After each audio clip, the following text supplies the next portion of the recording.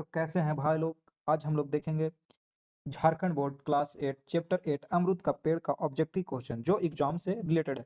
तो अमरूद का पेड़ का जो लेखक है उनका नाम है ज्ञान रंजन। क्या नाम है? ज्ञान रंजन।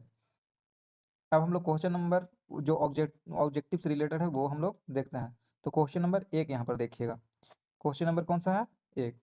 तो क्वेश्चन नंबर 1 बता रहा है कि लेखक के घर के सामने, किसके घर के सामने? लेखक के घर के सामने किस चीज का पेड़ उग गया था? तो किस चीज का पेड़ उग गया था? तो अमरूद का था। किसका है? अमरूद का। Question number 2। क्वेश्चन नंबर 2 है, बाबू कन्हैया लाल की बूढ़ी पत्नी ने अमरूद के पेड़ के बारे में क्या कहा था? तो बोला गया था, पश्चिम की तरफ मकान का मुखड़ा हो तो अमरूद का पेड़ अशुभ होता है। क्वेश्चन नंबर 3 देखिएगा। माता जी मतलब लेखक की माता जी जेल में रह चुकी थी। क्यों? क्योंकि सत्याग्रह के समय लेखक की माता जी जिस जेल में रह रही थी वह जेल कहाँ का है? तो अजमेर का है। कहाँ का है? अजमेर का। लेखक की बुआ विवाह नहीं किया क्योंकि वो पढ़ने लिखने के कारण। क्यों नहीं किया? तो पढ़ने लिखने के कारण। किसने अंतरजातीय विवाह किया था?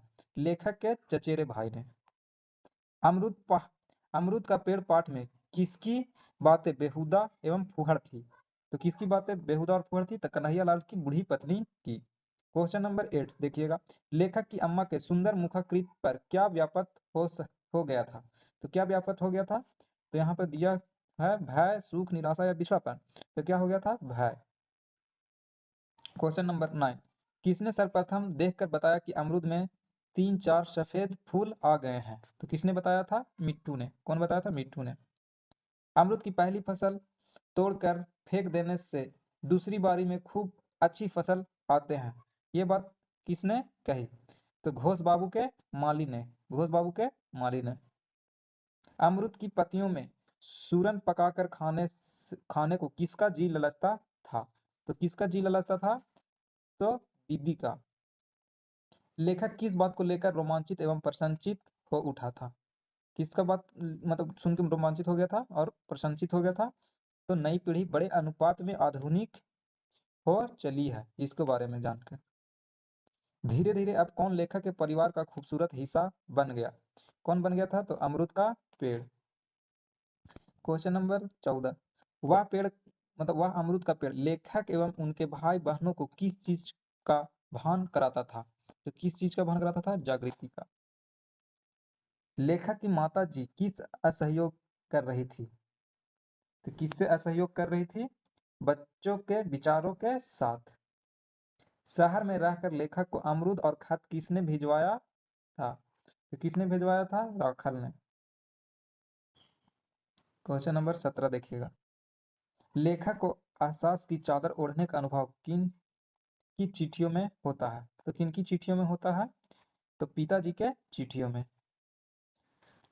माँ के बाएं फेफड़े में जो धब्बा निकल आया वह पुनः उभर आया, यह सब किस अशुभ ग्रह और नक्षत्र का दुष्परिणाम है? यह किसका कथन है? मतलब किसने बोला था ये बात? तो पिताजी ने। कौन बोला था? पिताजी ने।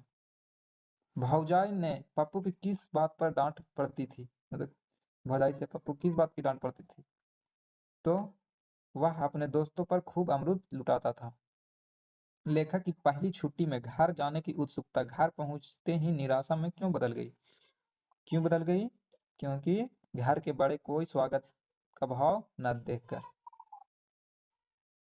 जब लेखक के भाई बहन में धीरे धीरे जिंदगी की बुलंदी विकसित हो रही थी तब अचानक क्या हो गया था? तो उसकी माँ की मिथ्या भय पराजित कर दिया गया था। ठीक है, इतना ही क्वेश्चन है, फिर आगे देखेंगे।